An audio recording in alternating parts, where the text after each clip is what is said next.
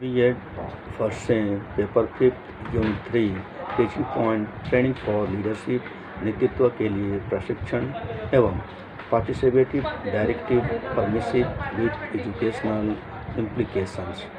शैक्षिक निहितार्थ के साथ सहभागिता और निर्देशन तथा अनुज्ञा। नेता पैदा भी होते हैं और बनाए भी जाते हैं। आनुवांशिकता तथा वातावरण दोनों का प्रभाव नेता बनाने पर पड़ता है। यह विचार है कि नेता पैदा होते हैं और बनाए नहीं जाते, यह गलत है।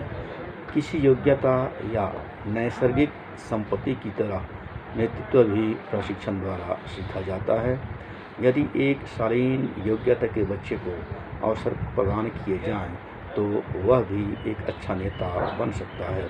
इसलिए नेतृत्व के लिए ट्रेनिंग अथवा प्रशिक्षण की अति आवश्यकता है।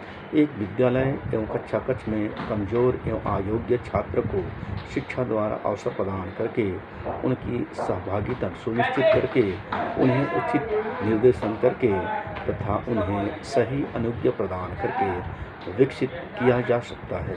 छात्रों को अच्छे नेता बनाने के लिए, अच्छे नेतृत्वकर्ता बनाने के लिए विद्यालय स्तर पर शिक्षक तथा कक्षा स्तर पर अध्यापक निम्नलिखित कदम उठा सकता है। पहला, भावी नेताओं का चुनाव। यह अनुभव करके कि लोकतांत्रिक राष्ट्र का भविष्य उसके नेताओं पर ही निर्भर करता है, यह आवश्यक है कि हम अध्यापक इस खोज में रहें कि किन बच्चों के मन में नेतृत्व के बीज बोए जा सकते हैं।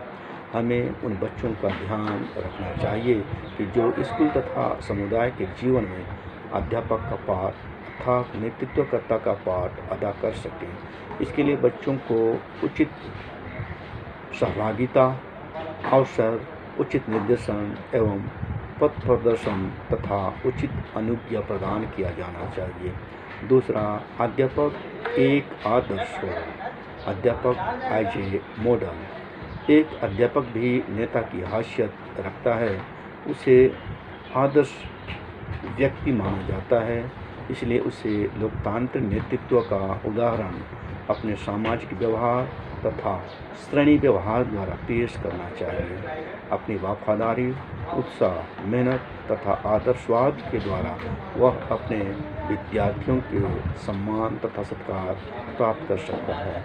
जो चाहिए कि वह बच्चों की कसौटी पर पूरा खरा उतरे। तीसरा, महापुरुषों के उदाहरण।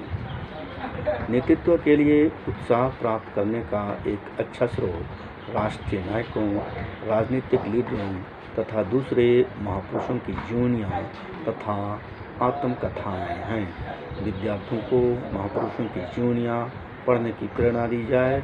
वे अपने ही देश के महापुरुषों की जीवनियाँ ही ना पढ़ें, बल्कि दूसरे देशों के महापुरुषों की जीवनियों का अध्ययन करें। उन्हें चाहिए कि वे इन गुणों को अपने भीतर एकीकृत करे ले।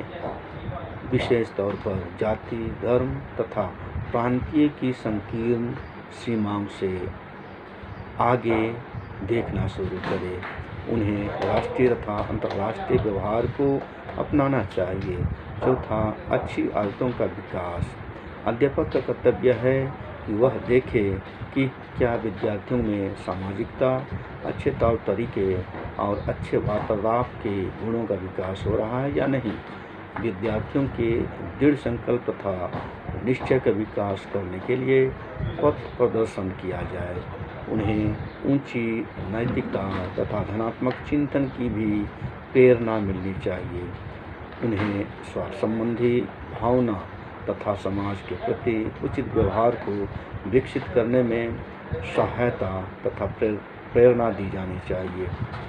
पांचवा, समूह क्रियाओं के लिए उत्साह। नेता समूह में ही हो सकते हैं, इसलिए स्कूलों को चाहिए कि वह समूह जीवन की परंपराएं पैदा करें।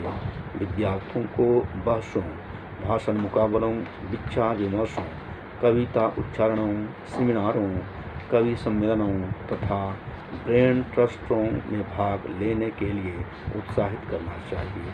नेतृत्व के प्रशिक्षण के लिए मॉनिटर प्रणाली, स्काउटिंग गाइडलाइन, खेलें, साहित्यिक क्लब, नाटक क्लब, एनसीसी, एसीसी तथा अन्य समूह क्रियाओं का प्रबंध किया जाना चाहिए। अंतर स्कूल वाद विवाद तथा मैच भी इस दिशा में सहायक हो सकते हैं। समूची तौर पर हम यह कर सकते हैं कि अध्यापक का कर्तव्य यह है कि वह विद्यार्थियों में विद्यमान व्यक्तित्व के बीज की ठीक ठीक पहचान करे। इस प्रकार के विद्यार्थियों को जान लेने के पश्चात अध्यापक को चाहिए कि वह इन गुणों को पनपने का अवसर प्रदान करे। उसे चाहिए कि वांछित लक्ष्य की प्राप्ति के लिए समूह सदस्यों के पथ प्रदर्शन तथा उत्साह के लिए श्रेणी, क्रीड़ा क्षेत्र, छात्रावास तथा सामाजिक जीवन में जहां उन्होंने अपनी बौद्धिकता, कल्पना और सहयोग का प्रयोग करना है, उचित परिस्थितियां प्रदान करें। इस तरह अध्यापक शिक्षा वातावरण में बच्चों को सहभागी बनाकर, निर्देशन देकर तथा अनुज्ञा प्रदान कर नेतृत्व के प्रशिक्षण में महत्वपूर्ण योगदान दे सकता है।